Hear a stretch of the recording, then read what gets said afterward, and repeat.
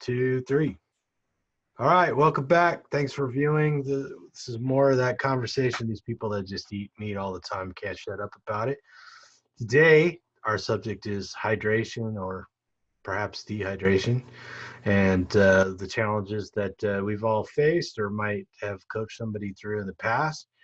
Today, we're just going to talk about what we know and what we've experienced when it comes to water and electrolytes and all that good stuff. So let me start with Justin. So Justin, after a long night of raving, have you ever been dehydrated? Yes, I've been so dehydrated after a night, my party nights. That's right. Water's important, as you can see. Got to have your waifu. And in your Right. bottles of water. Yeah. So I really wish you would have called on me later, but all right, here we go. So because I came to Carnivore through Angela Staton, she has this whole part of the migraine protocol, a big part of it is hydration. So people with migraines, they not only burn through sodium, which I know we're going to touch on later, but we also burn through water. So I don't remember where she got this from, but her thing is to calculate how much water you have in a day or you need in a day. If you're a woman, it's your weight times 0.55. And that will give you how many ounces you should have in a day. And then you would divide that by 8, and that would tell you roughly how many glasses a day. If you're a male, it's your body weight times 0.75, and then you would divide that by 8, and that gives you how many glasses of water a day. So according to her calculations, I'm at like 115 ounces of water, roughly. And that's a lot to keep track of. So I use an app called Drink Water. I don't know if you can see it or not. Really? Maybe not. Drink Water. Yeah. And so I use this to keep track of how much water I drink. I drink 8 ounces about every 50 minutes. You can set a timer on it so you don't forget. And it'll bloop, bloop, make a sound. And then be like, oh, it's time for me to drink water. And it lets me know when I reach the goal for the day. So that's how I stay hydrated. And I'm crazy. So I literally have 3 bottles of water on my desk. This is what I call like my daily drinker. It's from the 99-cent store. It's what I'm usually sipping on because it's cheap. I don't know. We could talk about alkaline or non-alkaline. I used to be a big person that was like, oh, you got to have alkaline to kill cancer and viruses and all that stuff. Right. I don't know if I believe that stuff anymore. I've heard that you don't absorb it because once it hits your stomach, it doesn't actually make it into the bloodstream or something like that. Mm-hmm. Then last night was my friend's birthday, so he bought me a Perrier, of course. Perrier, yes. Yeah. This is vodka, Justin. Vodka, yeah. And then this is my favorite, though. Oh, you can't really see it because of my background. Mountain Valley. That's good stuff. It's a bomb. I took your tip on that. I bought a bottle of that. It is fantastic water.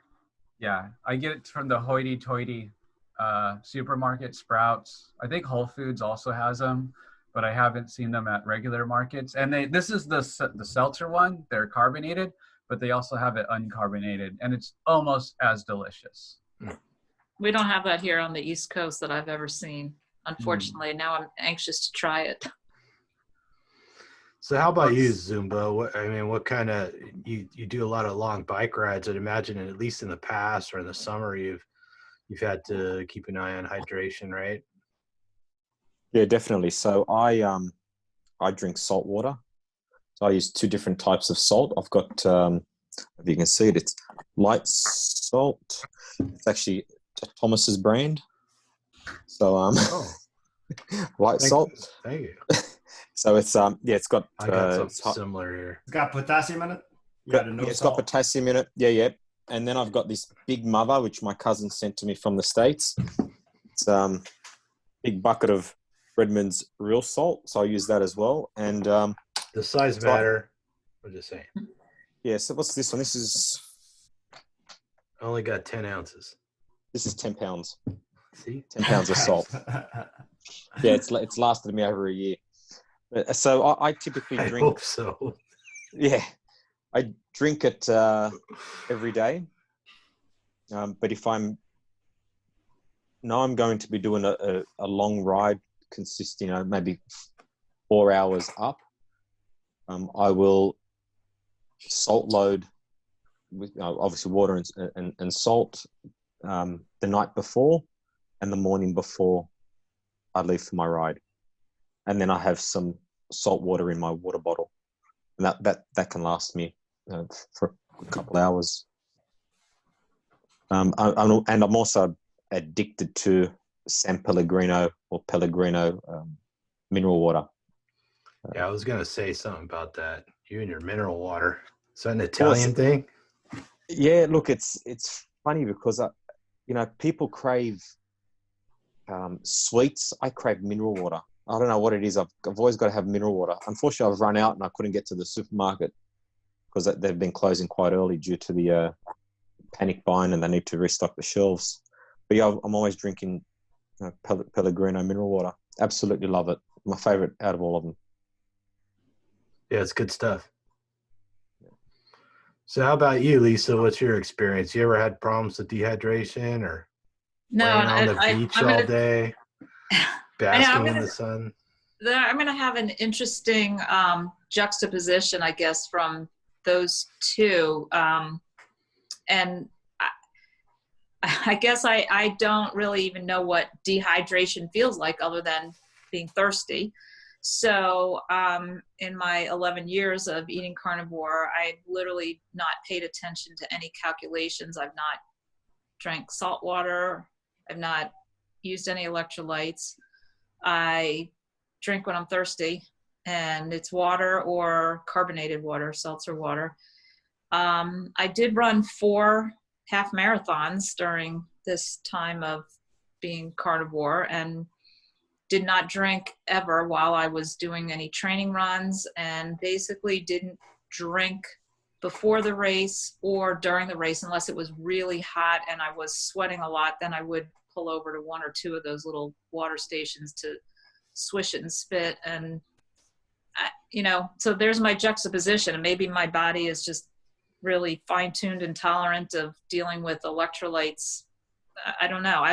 I didn't cramp. I don't have any cramps. So to me, I think maybe that would be the indication that I would have needed to look into maybe salting my water or having electrolyte. But I literally, as soon as a little thought comes into my mind, like, yeah, I feel like having some water or I'm a little thirsty, I just go and I drink a glass, or I have, a drink with me while I'm doing some computer work, and I'll sip it over a period of time. But that is it for me for hydration. Is I drink when I'm thirsty, and I've done that for 11 years and never had a problem. So that's where I go with it. Because for me, I look at it pretty simply too. I mean, I guess once you calculate how much you should be having a day and you have that size bottle, then it's not really a calculation anymore. You just try to drink that much. But I mean, if you're not thirsty, I guess you still drink it.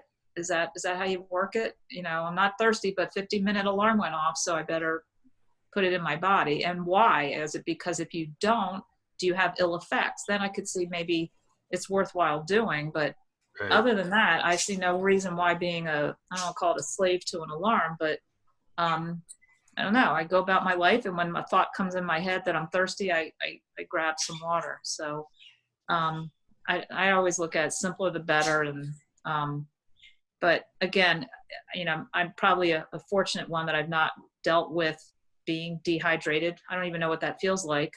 And I don't suffer from cramps. So I guess that's why I have a very simple stance on it, is I drink when I'm thirsty, and that's the end of the story. Yeah. Yeah, and I think that's the case for most people. I mean, obviously, most people don't have migraines. A lot of people don't have muscle cramps. So how about you, Ray? What's your deal? I totally agree with Dr. Lisa. So reading, I'm reading a little more about Professor Tim Noakes' Waterlogged.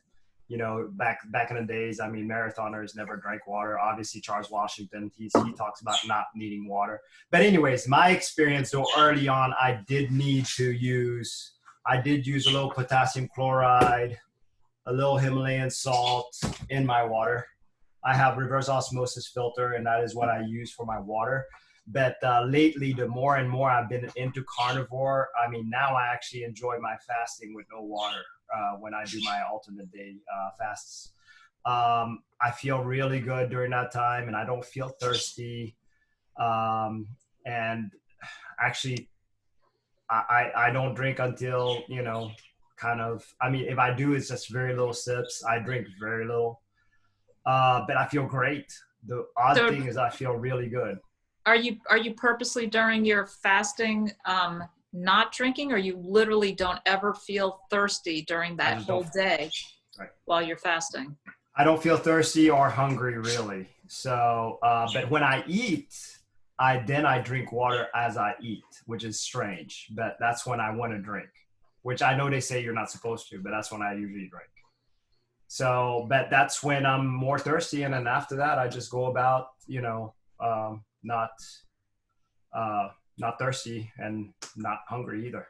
So now I am going to experiment like, who's the late Dr. Lisa, you know her. She doesn't do salt in her. She hasn't done salt in like Dana. Yeah. So I'm going to try. Yeah, I'm going to try that in April. I'm going to try no salt for 30 days and see how that. Oh, not salting your food at all, you mean? Right, just to see. I mean, because I don't know. I mean, you know. Yeah, it sounds like a cool experiment. Yeah, she entertained me on that. And now, you know, since we're talking about salt, and I don't know how much difference it's going to be for me. I know I'm not working out anymore because of their situation right now. So obviously this is a great time to test it. So I'd love to test it meanwhile I'm working out, but you know, that's fine. We'll see how that works. So anyways, for me, I don't see my N=1 experiment. So I've done a 5K with no water.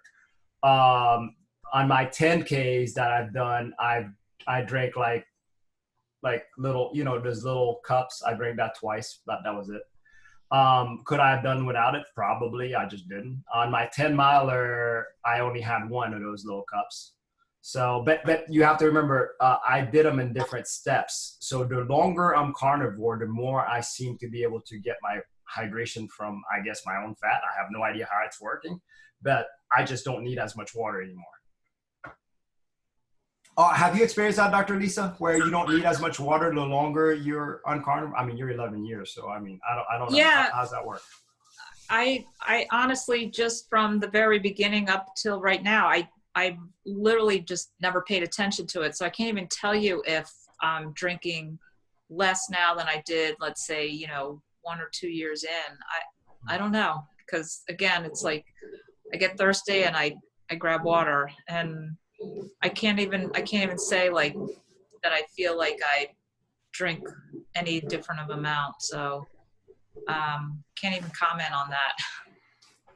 No, that's good. That's fair enough. How about you, Tom? Yeah, no, I definitely noticed I drink less water since I've been on carnivore for sure. It's probably like, it seems like it's half of what I used to drink. I never really drank like a measured amount of water, you know, I mostly just drank to thirst.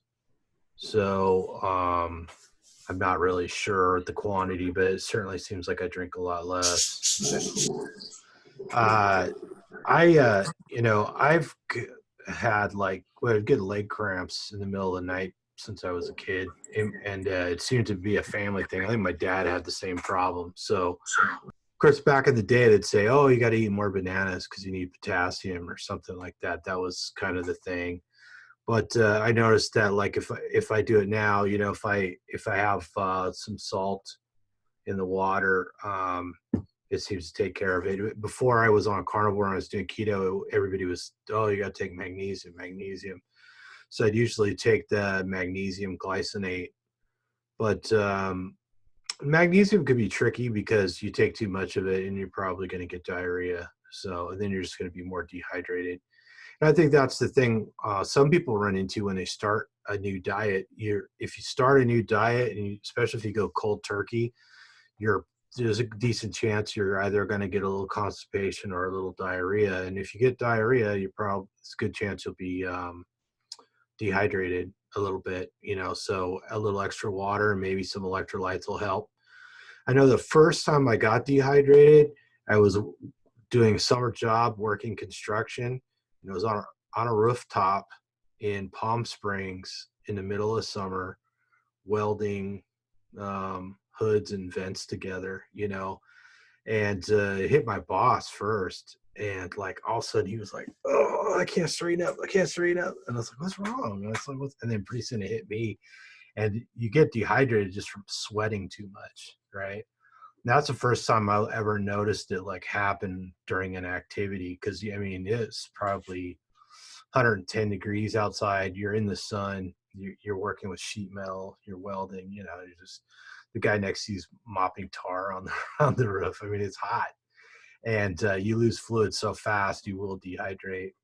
And same thing. Like I did a sauna experiment for about 6 months or whatever. Definitely had to increase fluid intake there. And it's hot here. I live in Southern California. It's hot and it's dry. I used to work outside in the yard a lot in the summer. And it definitely, if it didn't stay on top of it, it would get, start getting muscle cramps and stuff like that. And of course, in fasting, you get a little dehydrated. You notice your blood pressure drop because you stand up and then you're like dizzy all of a sudden. So you gotta stay on top of that too. Now, if I need a lot of water and hydration, I just use Cole Robinson's snake juice. Um, I drink RO water at home too, reverse osmosis water. The tap water here tastes terrible. It's got a lot of chloramine in it, just to kill the germs, and it's hard water because it comes from the Colorado River. By the time it gets to my neck of the woods, it's dissolved a lot of rock. There's been a lot of evaporation, so it's really heavy in minerals, so it tastes like crap. So you clean all that out, and then, of course, that's the source of minerals for a lot of people is just dissolved minerals in the water, which were taken out. So it might make sense to add some back in for some people who are eating, purified water, So that's what I do. And I don't really, it's been winter, it's been cool, and the gym's closed. So, I'm doing a lot less sweating right now. So, I mean, I'm working out at home, but I'm doing push-ups, but I'm only doing like 20 or 30 at a time. And I just like break up the day. I stop and do 20 or 30 push-ups, and then I do, 20 squats with the weights or something like that. And when you break it up throughout the day, you never really get hot, so you're not really sweating. So I notice, like, my need for water in general, much less hydrating, is unnecessary. But like I said, you could get in a situation. I am guilty of as anybody of probably abusing the caffeine a little too much, and that'll cause you to urinate more, and it'll also block the absorption of minerals. If you're drinking coffee and stuff like that, I think it's the phytic acid and stuff like that has a tendency to stop the absorption of some of the minerals. So, and anything that makes you urinate or vomit or have diarrhea can cause you to be dehydrated. So I think that might have lent itself to a lot of the muscle cramping and stuff that I experienced in the past.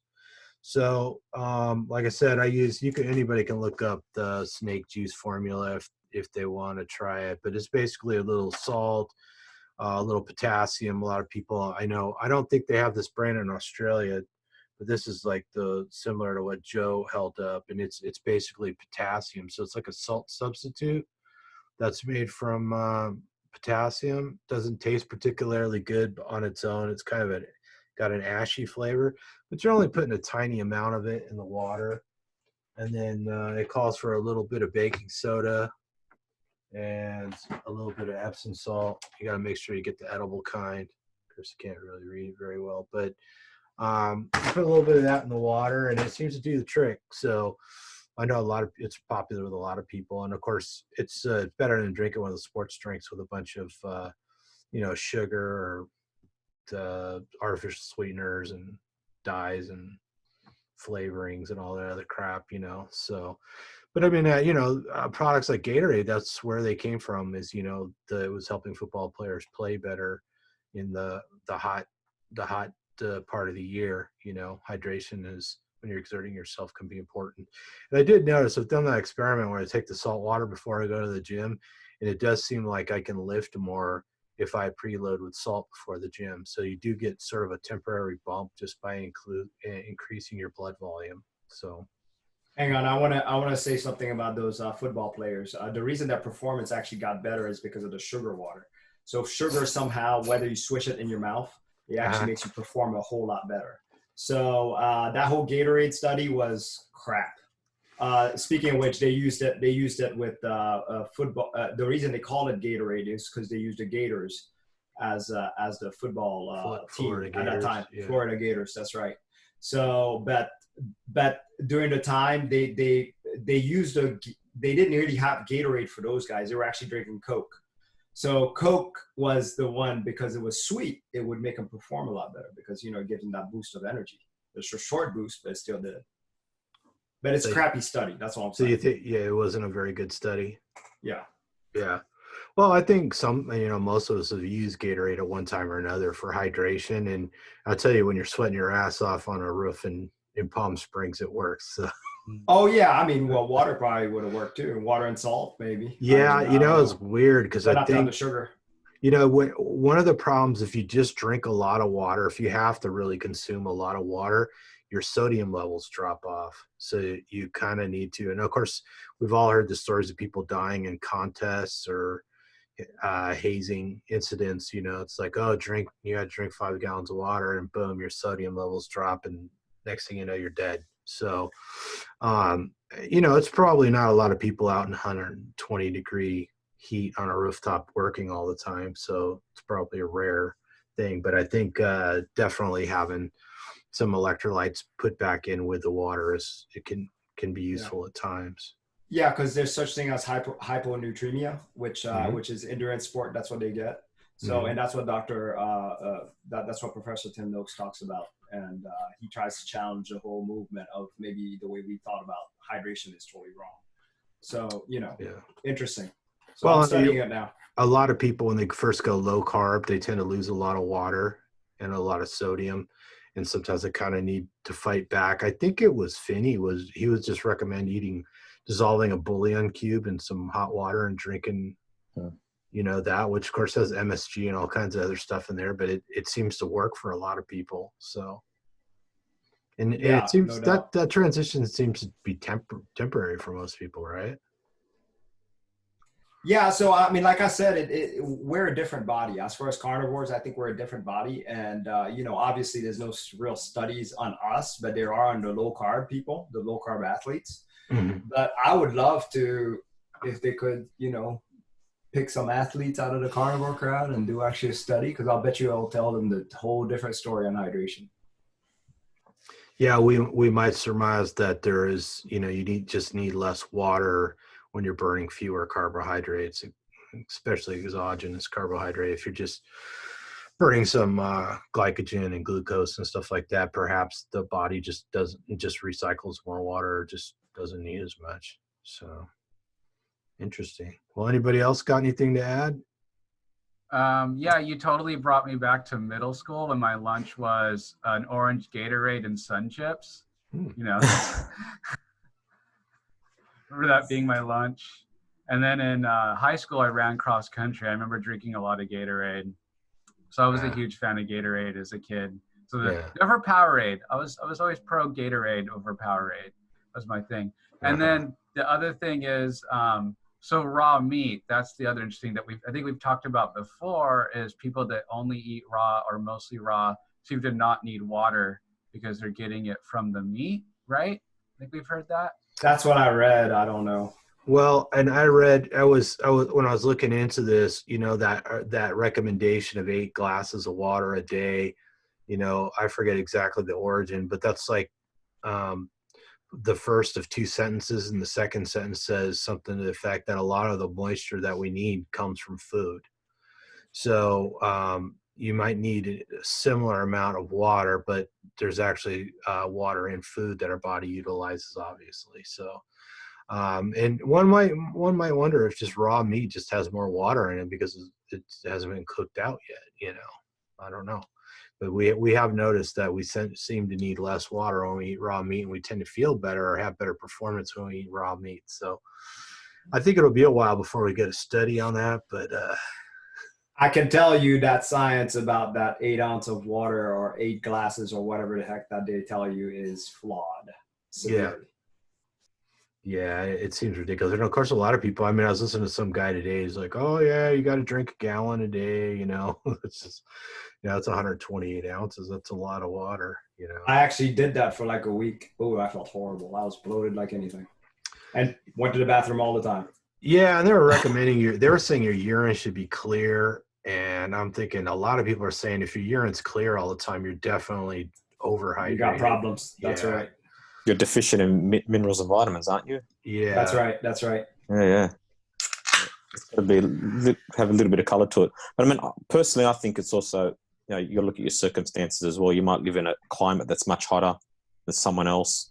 I mean, I'm a chef, so I work in a kitchen. It's always hot in the kitchen. So, I mean, and especially come summer, you're slamming down the water. I agree. So, obviously and again, a lot plays into this. Yes. Yeah. And again, I think with exercise as well, I mean, anyone can go do a 5-hour bike ride or run a half marathon, but it's how much intensity is involved in it as well. Everyone's different. Some people might do a 5-hour bike ride, at a nice, decent pace, and other people go out there and absolutely smash themselves. So I think you got to look at the circumstances behind how much water you drink and how much salt you need, and do you need salt water? Well said. It's very individual, I would think. And I totally agree with you. 100%. And circumstantial. Yes. 100%. Yeah, I agreed. Like we keep coming back to, everything needs to be somewhat individualized. You can't just say eat this much and drink this much. It just depends. Isn't there a little bit of rule of thumb though, that people moving from standard American to keto or carnivore to increase the water intake? Yes. And I do recommend that to my clients, except there's one negative. So today I had a client that actually said that. He's like, oh, I should increase my water. I drink a gallon of water every day. I'm like, ooh, and a gallon of milk every day. I'm like, wow. I didn't know how to deal with him. A gallon of milk. I was like, why are you drinking that much? What is wrong with you? How active is this person?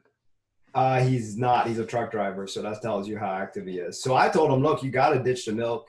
So he's so bad off, he can't hold on to carnivore because of the milk. I was like, you got to ditch that milk.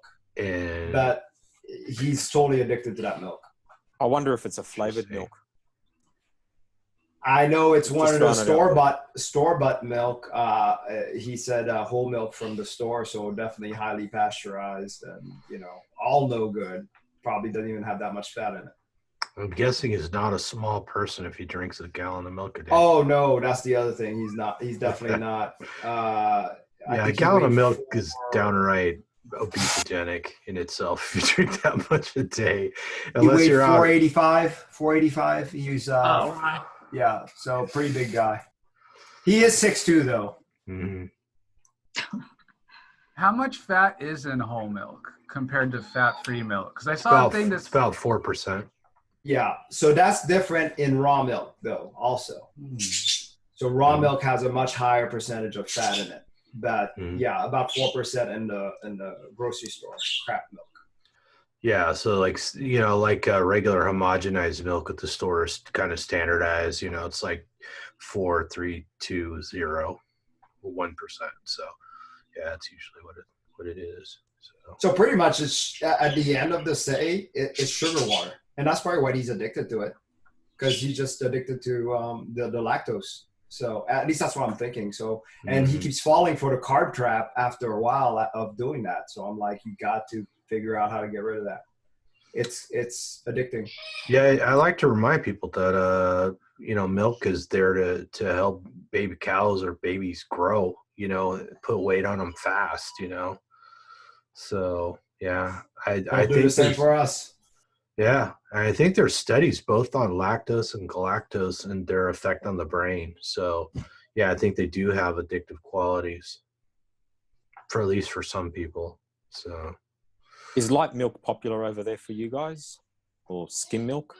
Yes. Yeah, that's packed. Skim is sugar over here. Yeah, the Yes. sugar ratio is much higher in those because the fat's much lower. Yeah. Oh, they add sugar. I don't know if you guys know that. They add sugar to our skim milk here. They're allowed not to put it on the label. But they add sugar to it. I did not know that. Interesting. So Lisa, you big milk drinker? Not at all. Zero. Yeah, and I always go back to the fact that we are the only living organism that drinks the milk of another living organism. There's nobody, no other organism on Earth does that. So just doesn't seem natural and doesn't seem something that ancestral man would have done. So and just like with cheese, the casein and the addictive qualities of cheese, it follows through with the dairy and cream and milk. So yeah, especially if somebody's having a hard time dropping weight, it's the first thing that has to go. I totally agree with that. That queso morphine is unreal. I mean, I finally gave it up, but let me tell you, that was one of the harder parts for me. Well, you start eating cheese, next thing you know, you got to open a bottle of wine. There's no end to the problems. Yeah. Yeah, no, I don't know. My theory is that we were walking around milking mammoths. I'm pretty sure that's how it got started. When they got wiped out, we had to go to cows, but maybe not. There's actually no scientific evidence behind that. It's just my pet theory. So, anyways, well, you guys got anything else you want to throw in before we wrap this up? Dead silence. I think we've watered down the subject. Good one. Wow, Love look at it. that. Lisa, that was good. You've been sitting on that joke the whole time, haven't you? I just came up with it right now, Tom. That's great, Dr. Lisa. All right. She's reading off a card. Hey, it was great joining you guys, we'll have great to having you. do it again. Yeah. Good seeing you. Stay away from that virus out there. I'm quarantined. I'll be out on the beach tomorrow, though. I'm going to try to do an Instagram live and just get out on the beach. So our beaches are open here in the state. Well, give us a shout out so we can check you out when you're live. All right. Hopefully it'll be warm enough. I can be in a bikini. All right. Do you have a certain time? You usually go live? I don't. I know I should do that, and some of my followers have been asking if I would, try to get some sort of consistency, but I'd probably, I'm just pretty lax about everything and just go with the flow. So seems to be that way with people hanging out on beaches. Yeah. I don't like to stress over anything. So people can watch it within the next 24 hours. I don't feel like I have to go, according to anybody's schedule, but I'll try to work on that. So awesome. Yeah, let us know. I'm sure if we can, we'll chime in, see what life is like on the other coast. Yeah, it's supposed to be nice and sunny tomorrow. Let's hope. Yeah. All right. Awesome. All right, everybody. Well, thanks for watching. I hope you enjoyed it. I hope there's some useful information here to help people out. So if you can, send a link to the video to somebody who can use it. Maybe subscribe to the channel. Leave us comments. Let us know what you'd like us to talk about next time. And until next time, everybody feel better. And don't fall down that carb hole. Yeah, don't fall down the carb hole. And No includes bueno. milk.